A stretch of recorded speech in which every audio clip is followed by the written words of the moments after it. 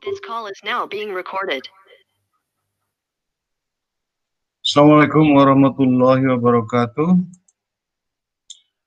Terima kasih atas kehadiran Bapak Ibu sekalian dalam acara Icon IMAD Islamic International Conference on Religious International Conference on Islam in the Malay World.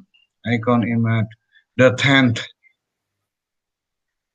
Kali ini saya bersama Faizal Zaki Mubarak akan membahas tentang konsep Islam keindonesiaan. Ini saya presentasikan. Nah, konsep Islam keindonesiaan dan Islam Nusantara.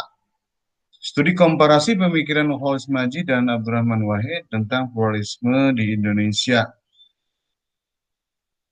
Faizal Zaki Mubarak tidak sempat hadir pada saat ini. Saya sendiri akan menggantikannya karena menulis berdua. Saya Muhammad Taufik Rahman dari Universitas Islam Negeri Sunan Gunung Jati, Bandung. Terima kasih atas perhatiannya. Kemudian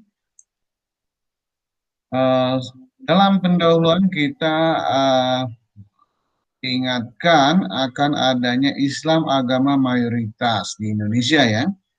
Kemudian Islam sebagai agama terbesar kedunia di dunia.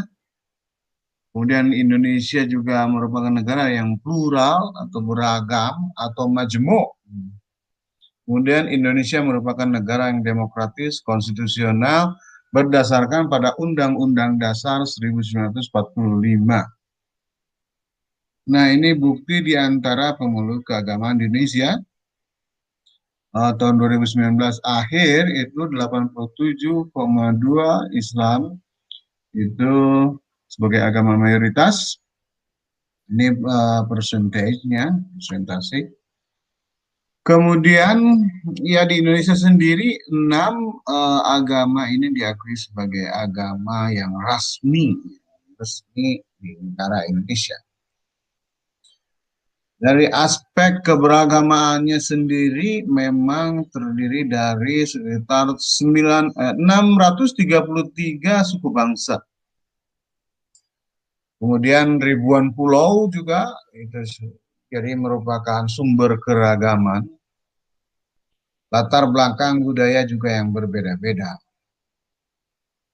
Indonesia adalah salah satu bangsa yang paling pluralis di dunia, kata Nur Khalis Majid. Nah, penelitian-penelitian sebelumnya oleh Agus Joko Pitoyo dan sesudahnya ya Hari Tri Wahyudi. Ini yang terakhir ya. Kemudian kita kembali bahwa Indonesia ini sebagai negara plural satu hal, kemudian negara demokratis dan konstitusional adalah hal lain. Dari dua hal ini akan mempunyai konsekuensi yaitu mempunyai berbagai keragaman dari segi agama, budaya, dan bahkan agama. Kemudian ada juga dari segi hukum itu dijamin kesemuanya itu ya oleh konstitusi. Namun dalam pelaksanaannya menimbulkan kerawanan atas konflik mengatasnamakan ras, budaya, dan agama. Dan boleh jadi menimbulkan disintegrasi bangsa dan intoleransi yang merusak persatuan dan kesatuan. Oleh itu, solusinya diperlukan sebuah gagasan besar yang dapat melerai dan memadamkan konflik-konflik yang sedang terjadi. Selain itu, ide, gagasan, atau konsep juga berfungsi sebagai grand issue untuk menarik kondisi kebangsaan Indonesia menjadi aman, tertib, dan damai dalam bingkai negara kesatuan Republik Indonesia. Gagasan dimaksud adalah Islam keindonesiaan dan Islam Nusantara. Nah, sebelumnya tentang keberagaman ya, diversity ini telah juga dipikirkan oleh para tokoh sebelumnya. Namun masih dalam koridor Islam sebagai agama mayoritas, oleh karena itu dapat mengatur segala sesuatu berdasarkan Islam. Ini dipikirkan oleh Hos Cokro Aminoto dan Kartosuwiryo. Nah, kemudian padahal mayoritas sendiri itu eh, tetap mempertahankan kemayoritasnya, tapi minoritas juga mempunyai hak-hak tersendiri yang kemudian menimbulkan identitas tertentu yang bisa konflik. Nah, identifikasi masalahnya adalah kondisi kebangsaan Indonesia terpecah karena domain identitas tertentu seperti agama, ras, suku tidak ada yang diawali oleh aspek politik menyebabkan praktik intoleran. Pemahaman yang dangkal dan kurang sejati terhadap konteks perbedaan pluralis. Konflik-konflik yang paling luas itu diantaranya yang berdasarkan pada masalah suku, agama, ras, dan sebagainya yang ada di dunia bisa berakibat pada Indonesia. Berbagai konflik yang terjadi di Indonesia akhir-akhir ini diantaranya ada karena perbedaan agama. Agama seringkali digunakan oleh kelompok yang bertikai sebagai legitimasi bagi tindakannya atau digunakan sebagai pijakan dalam membangun solidaritas kelompoknya. Kemudian pluralisme ya dengan demikian masih menjadi tantangan. Jadi adanya pluralisme itu justru menjadi bisa ancaman bagi disintegrasi. Nah, pertanyaan penelitiannya bagaimana konsep Islam keindonesiaan dan Islam Nusantara gitu. Inilah yang dimunculkan oleh Nurholis dan Abdurrahman Wahid, Cak Nur dan Gus Dur. Tujuan dan manfaat penelitian ini mampu menambah wawasan serta memberikan sumbangsi pemikiran rumpun religious studies untuk terutama kondisi Indonesia, ya kan, yang juga kajian keislaman di Indonesia. Kenapa pluralisme? Yaitu karena Indonesia adalah plural, kan, masyarakatnya. Akibatnya kalau tidak sesuai dengan pedoman bagaimana hidup menjadi plural akan ada banyak konflik. Kenapa Islam keindonesiaan dan Islam Nusantara? Islam keindonesiaan memiliki karakter yang merepresentasi sesuai dengan budaya lokal kebangsaan. Islam Nusantara mempunyai jejak rekam historis yang cukup mengakar di Indonesia dan memiliki karakter dan doktrin harmoni dengan narasi kebangsaan secara langsung.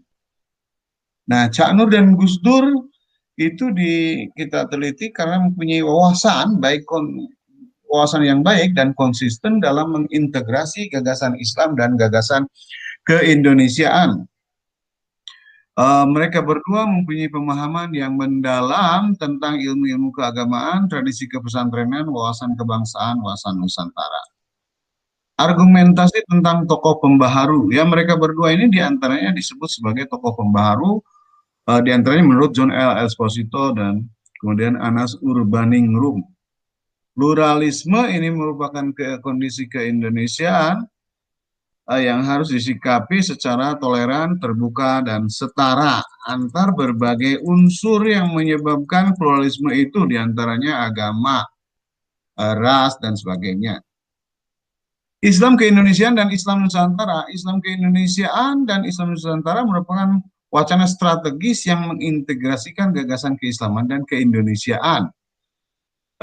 Ideanya memiliki karakter dasar yang selaras dengan kepribadian bangsa Indonesia yang majemuk dan plural. Karakteristik Islam Indonesia atau Islam Nusantara adalah teologi inklusif dan komitmen terhadap pluralisme, toleransi dan pluralisme, komitmen menghargai perbedaan, sekularisme, komitmen sekularisasi Islam, dan komitmen terhadap spirit kemanusiaan dan hak asasi manusia. Nah, ini juga ide dari Nurholis Majid bahwa Indonesia negara pluralis, pluralisme merupakan kenyataan, pluralisme merupakan ajaran Islam, pluralisme berdasarkan Quran, dan pluralisme menghadapi inklusivisme. Kemudian pluralisme juga merupakan ajaran Islam seperti tadi disebutkan. Eh, Kemudian menurut eh, Gus Dur adalah demokrasi dan Pancasila pilar utama pluralisme. Pluralisme adalah rahmat Tuhan, pluralisme berdasarkan teks suci, inklusivisme pilar utama pluralisme gitu. Walhasil keduanya ada persamaan ya, yaitu sama-sama memahami bahwa keragaman atau pluralitas bagian dari kehendak Allah. Kemudian keduanya sama-sama menyikapi pluralisme dengan rendah hati, menerima secara lapang dada, kemudian berpijak pada doktrin Islam dan sama-sama menyandarkan inklusivisme sebagai azas pluralitas dan sama-sama memahami bahwa Pancasila, demokrasi, dan doktrin keindonesiaan menjaga merawat pluralitas dan keberagaman. Sedangkan perbedaannya adalah Gus Dur secara tegas memahami pluralisme, menyandarkan pluralisme ini dengan pembahasan formalisasi dan syariatisasi. Cak Nur tidak membahas pluralisme yang berdasarkan pada syariatisasi atau pluralisasi. Gus Dur menyebut langsung permasalahan Pancasila dan demokrasi dalam hal pluralisme, tapi Cak Nur menyebut Indonesia paling pluralis terletak pada ranah teknis penggunaan bahasa. Perbedaan lain terletak dari penggunaan teknis kebahasaan seperti sunatullah dan rahmat Allah yang sering disebut oleh Cak Nur.